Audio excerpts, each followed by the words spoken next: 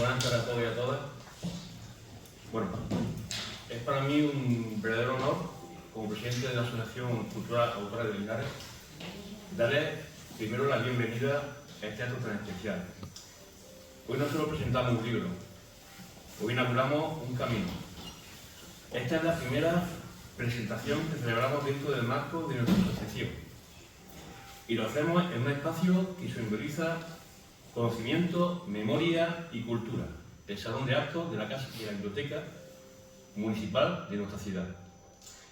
Quiero comenzar agradeciendo la presencia de la concejala de Cultura, doña Susana Ferrer, cuyo apoyo a las iniciativas culturales de nuestra ciudad resulta muy fundamental.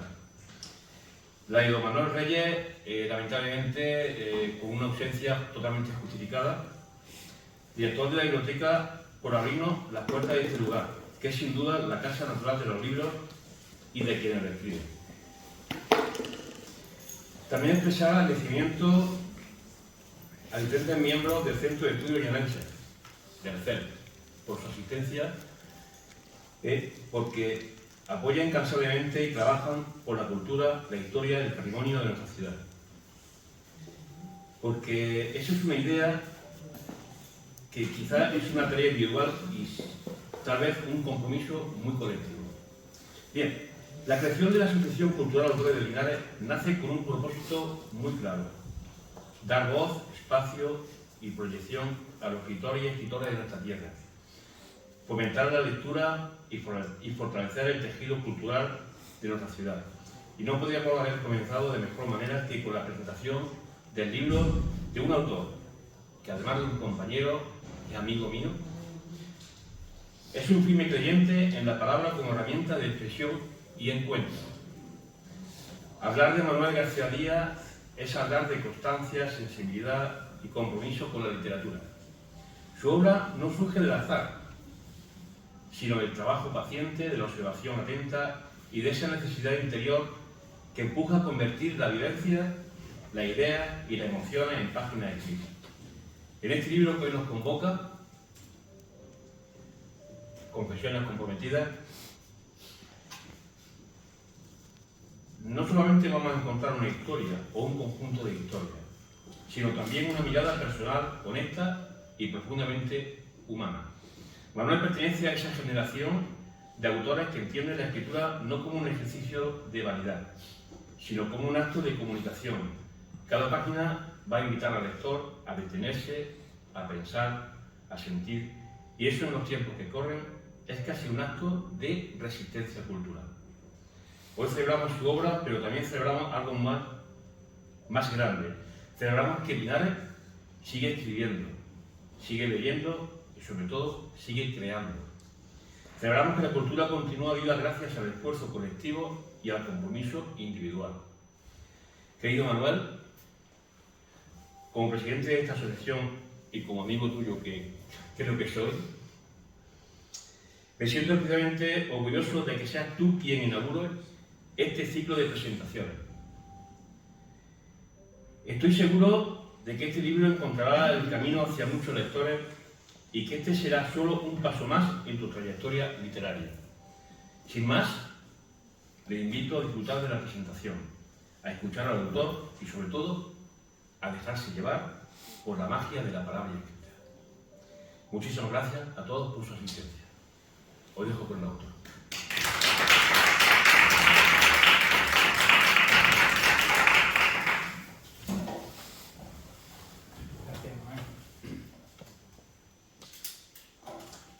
Nos situamos en el año 1985, en la calle Ventanas, número 33. Hoy se llama calle Benito Pérez, las dos. Justamente donde está el restaurante, entre Ventanas, ahí justamente estuvieron. Esa fue su casa. Fue un grupo de frailes muy jóvenes, entre 17 y 20 años, ahí se instalaron. Por aquel entonces Linares carecía de una infraestructura muy esencial, como era una casa de acogida. Al ayuntamiento le vino genial que estos frailes se instalaran ahí. Pero claro, el ayuntamiento colaboraban con ellos, junto a la Cruz Roja. Estamos hablando de la tercera orden franciscana seglar, hombres laicos. Podían ser mujeres, hombres, casados, con hijos, vivían su vida cotidiana. Estos frailes seglares estaban bautizados, pero no pertenecían al clero ni a ninguna orden religiosa. Llegaron en el año 1985 y allí permanecieron allí hasta 1998. Este libro no solo narra una historia, también nos recuerda que entre 1985 y 1998 en Linares no solamente hubo minas, hubo fiestas, bullicio, pero también hubo una casa que cogían todos. Gracias a un puñado de frailes, túnica marrón oscuro, sandalias resistentes y un corazón franciscano que no entendían de media tinta. Si algo definían aquellos frailes de la tercera orden franciscana seglar, eran que jamás preguntaban: ¿y tú de dónde vienes? No, más bien decían: ¿tienes hambre? ¿Quieres descansar un rato? Así, sin burocracia, sin sellos oficiales, sin psicodrama. Era el puro evangelio hecho café de puchero. Manta limpia y siéntate, hermano, que aquí tienes un sitio para descansar.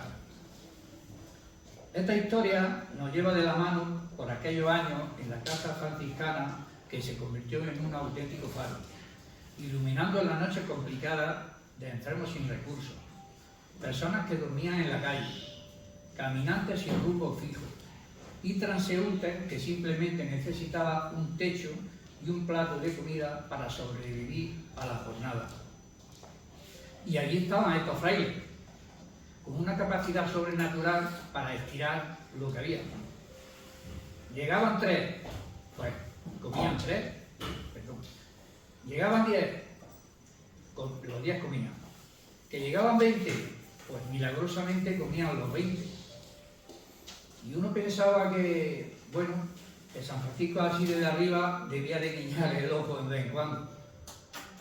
Porque por aquí decimos, donde comen 3, comen 4. O donde comen 5, comen 6. Bueno, habrá que echarle el puñadito, si no, el puchero se queda un poquito corto. Hoy celebramos no solo una publicación, sino una memoria colectiva. Una etapa que quizá no tuvo grandes titulares, pero sí tuvo grandes gestos, que siguen brillando con luz propia. Este libro rinde homenaje a quienes dieron todo sin pedir nada, a quienes hicieron de la fraternidad una forma de estar en el mundo y, sobre todo, a quienes encontraron en aquellos frailes una mano tendida cuando más falta la hacían. Por eso, los verdaderos protagonistas son de los miembros de la tercera orden franciscana seglar, hombres laicos que decidieron seguir el espíritu de San Francisco de Asís, sin abandonar el mundo. No son monjes en monasterios ni sacerdotes en altares. Son personas como tú, como yo, como aquel, que viven entre nosotros, pero que escogieron una vida radical. Del servicio desinteresado a los pobres y olvidados. Vestían con un hábito marrón oscuro, capucha que cubría el rostro cuando soplaba el viento, y un cordón con 3 nudos que simbolizaba pobreza, obediencia y castidad. En el pecho una cruz de madera llamada tau, signo de rendición y compromiso. Ellos no buscaban reconocimiento, no salían en televisión ni esperaban agradecimiento. Su día a día estaba hecho de pequeños gestos, de pedir pan en una panadería, pedir ropa usada, preparar un plato caliente o simplemente abrir una ducha a un desconocido. Pero detrás de cada acto sencillo había un mundo de dignidad y compasión. Cada objeto que recogían, cada libro entregado, cada abrigo entregado, era un acto de fe en la humanidad. Fue en Linares, en una casa sin cartel, donde cada día llegaban personas sin nombre, sin techo, sin rumbo. Algunos pasaban una noche. El ayuntamiento, a través de un programa de ayuda, les proporcionaba un billete de tren o autobús. antiguamente le decían Alsina, para continuar su camino hacia otro punto de España. Otros quedaban más tiempo, esperando a recuperarse, recomponerse o simplemente a descansar del peso del mundo. Allí recibían comida, ropa, atención, pero más que eso, recibían algo que no se compra ni se exige: la escucha. Y en esa escucha, sus historias comenzaban a sanar. Nunca imaginé que escribiría este libro. No fue un encargo ni un proyecto pensado con anticipación. Fue más bien una especie de susurro persistente que con el tiempo se volvió imposible de ignorar. Una llamada interior que nació de los silencios, de las miradas perdidas, de la historia que me fueron confiadas en casa de Emilio Ivanco, que seguramente más de uno de ustedes la habrán conocido. Donde el mundo, tal como lo conocemos, dejaba de tener sentido para dar paso a la realidad, la de aquellos que sobreviven, que caminan en los márgenes, que aún respiran cuando la sociedad lo había dado por muerto. Este libro está basado en hechos reales. Es el fruto de entrevistas y de largas conversaciones en cafés improvisados, de confesiones a media voz en noches frías. Es sobre todo un acto de memoria, un testimonio que no se suele escribir en periódicos ni contarse en las noticias. Aquí no hay grandes titulares, aquí hay vida, y en su forma más cruda y a la vez luminosa. El hilo conductor fue Emilio Ivanco.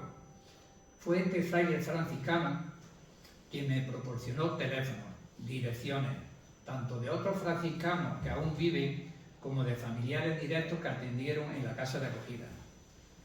También me dejó copiar diarios, libretas, blogs que había escrito personas que estuvieron allí, pero que de pronto desaparecieron dejando allí sus pertenencias. Esto, según Emilio Ivanco, decía que ocurría muy a menudo. Una tras otra fui conociendo a estas personas, algunas personalmente. Otras me las imaginaba copiando los diarios, libretas, blogs, pero personas que de haberlas cruzado por la calle, pues quizás habría evitado. Pero son personas que nadie le dedicaba un segundo. Pero cuando te sientas frente a ellos, cuando lo escuchas sin prisa, descubre algo que cambia tu forma de ver el mundo. Y en este libro está Lucas Rodríguez Gutiérrez, más conocido como el Polonio. Era de Baeza, un hombre marcado por la calle, por la dureza del abandono, pero con una lucidez asombrosa. Miguel Vidal fue quien lo cuidó. Sí, uno de esos franciscanos. Él me contó su vida. Está también Ángel, fue guarda de seguridad en los prados de Jaén. Aún vive, tiene 66 años. Me contó un trocito de su vida. También conocí a Charlie, Carlos, su nombre verdadero. Es de Linares, y digo que es porque aún vive. Tiene 85 años. En otra época había hecho cortometrajes en Madrid. Soñaba con el cine, con historias en blanco y negro. Pero la vida cruel y caprichosa lo llevó a acabar como conserje en un edificio de Madrid, encerrado en la rutina y olvidado por quienes una vez la aplaudieron. Lo conocí en la cafetería del Círculo de Bellas Artes en Madrid, en mi último día por la villa. Fue una serendipia, la verdad, porque ya me había olvidado de él. Está Matías. Fue una presencia inquietante. El hombre que durante la Guerra Civil le obligaron a prender fuego a Santa María. Conocí a su hija Dolores de 87 años y a su nieta Teresa de 50. También está Gregorio. Fue cartero en Madrid, nacido en Linares. Su historia parecía simple, pero tenía capas. Su llegada a la casa fue otra carta que debía de entregar. pero solo esta vez la destinataria era su propia dignidad. No le conocí. Está Cayetano, de Almería. Había estado preso en Varsovia. Sus palabras eran medidas, pesadas. Cargaba con cicatrices visibles e invisibles. No le conocí. Está también María Jesús, una chica de Murcia de 78 años. Ejercía la prostitución. Me miraba con una mezcla de desafío y tristeza. Me contó su historia como quien se quita un peso de encima, que no le pertenece. Su voz, firme pero rota, aún me acompaña.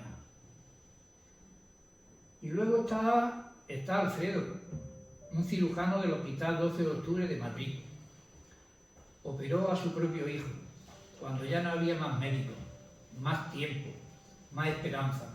Lo hizo con mano de padre, con un amor desesperado que desafiaba toda lógica, pero no pudo salvar a su hijo. Su historia se convirtió en símbolo, en silencio. Pasó por esta casa en 1989 con 57 años. No le conocí. Luego está Julia de Baeza, Paquita de Campillo Arenas. Todos ellos fueron en algún momento escogidos por estos franciscanos seglares, hombres que no tenían más riqueza que su fe, que no predicaban en altares, sino en las aceras, que caminaban con los pies en la tierra y con el corazón en el cielo. También había otra historia, pero que sus familiares no quisieron que se publicaran. Por lo tanto, lógicamente no aparecen en este libro. Este libro también es homenaje a Emilio Ivanco. Sin él, nada de esto habría sido posible. Emilio fue puente, fue guía, archivo viviente. Me abrió las puertas de su casa en varias ocasiones. Me habló de otros frailes, de los vecinos que ayudaban en silencio. Gracias a él, conocí a familiares de personas que pasaron por allí, por su casa. Fue él quien creyó que estas historias merecían ser contadas. Yo solo fui el instrumento. Así que no me considero autor de estas páginas, me considero testigo.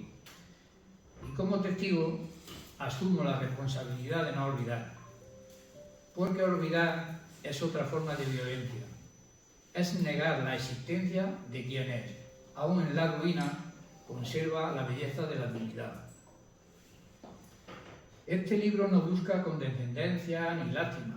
Busca recordar que detrás de cada historia hay un ser humano y que todos, absolutamente todos, en algún momento de la vida podemos caer. Pero también todos podemos tender una mano. Y así comenzó mi viaje. Os aseguro que no fue un viaje cómodo ni fácil, pero era necesario. Gracias por acompañarme.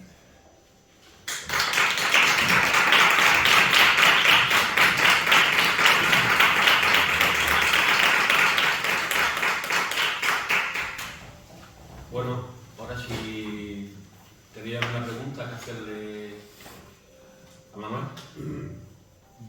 acerca del libro. ¿No hay nadie? Sí, claro. Todos los años de investigación, todos... Una pregunta, ¿verdad? Sí. ¿Ese Emilio del que tú hablas era Emilio el enfermero? ¿Perdón? ¿Ese Emilio del que habla es Emilio el enfermero que trabajaba en el Hospital Marquesa? Correcto. Muy buen amigo, muy buena persona. Además lo conozco porque estuvo en ese movimiento, en esa orden tercera. ¿Su hermano sabe quién es? Sí, quién es su hermano, sí. Perdón, que lo diga. ¿Quién era su hermano? ¿Quién era? Exactamente, ¿quién era? Bueno, pues si no hay ninguna pregunta, pues pasamos a firmar los libros. ¿Eh? Yo lo tengo firmado todo, creo.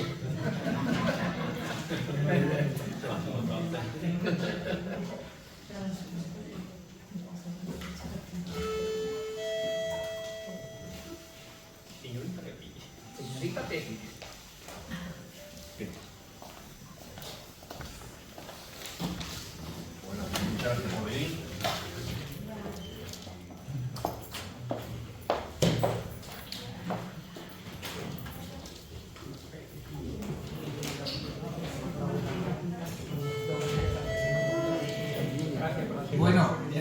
quiero decir que ahí donde están los libros hay unos folletos donde el que quiera hacerse socio, pues ahí está para rellenarlo. Aquí tiene café, ¿no? Nos vemos.